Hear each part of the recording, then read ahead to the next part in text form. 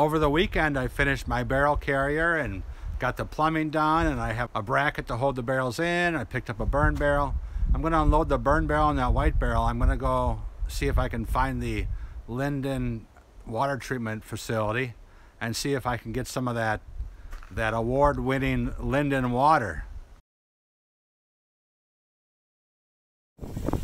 Here we are at the Liden Water Treatment Plant, getting water for the RV, filling up my buckets, going back and forth.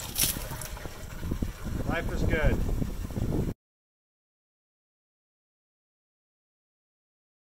So I just got back to Linden Camp with my fresh load of water, my first water.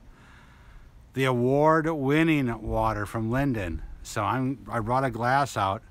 I'm going to try a little bit. All right, here we go. Let's taste this award-winning water.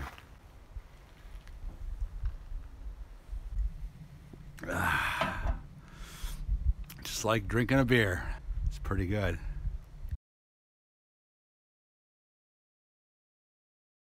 So I got back with my load of water and I hooked a hose up to it, and it ran pretty slow.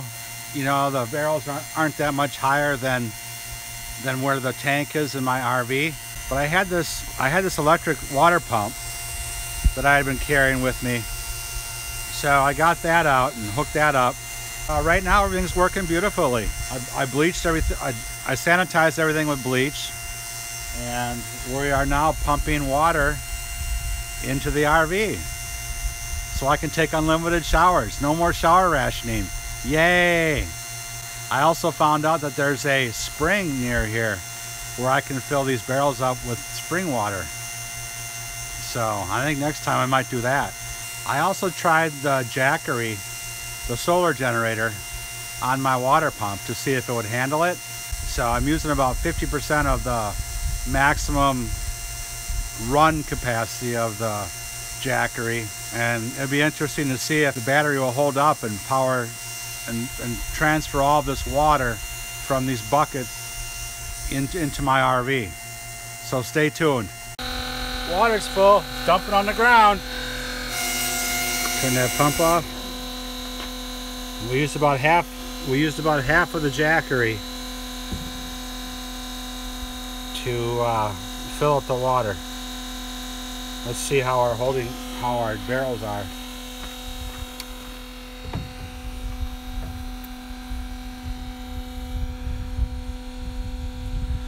Yeah, looks like we got about a third left. That's good. I can probably take a shower or two. I was filling up the RV with the last of the water in my buckets, and the pump ran dry, so I'm going to remove this front bar from my carrier and hopefully tilt the barrels towards me and get the rest of the water out. Well, the barrels are all tipped over sideways, are leaning to get the last of the water out.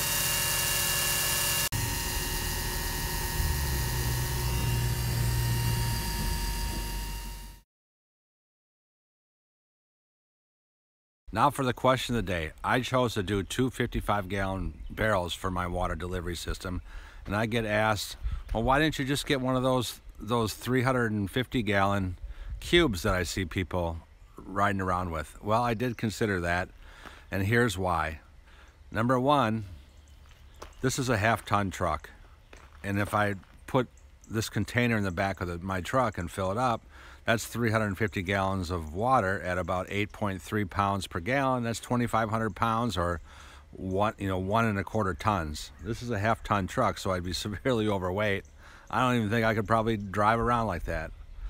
Number two, these, even when they're empty, they're still pretty heavy and unwieldy. They're, a good, 4 feet by 4 feet by 4 feet. And getting that in the back of the truck by myself empty would even be a challenge. They are fairly heavy. And the third reason is, just think about it. Even if you filled the cube a third of the way full, you'd have water in the back of your truck swish-washing back and forth as you go around curves. So when you go around a left-hand curve, the water all gravity takes it to the right and pulls the back end around, and then you go in a right-hand turn and then the water sloshes the other way. It would be a pretty unstable driving condition and probably very unsafe. I like my decision to go with the blue barrels because it can't slosh around too much from left to right. It still keeps the truck relatively stable around curves.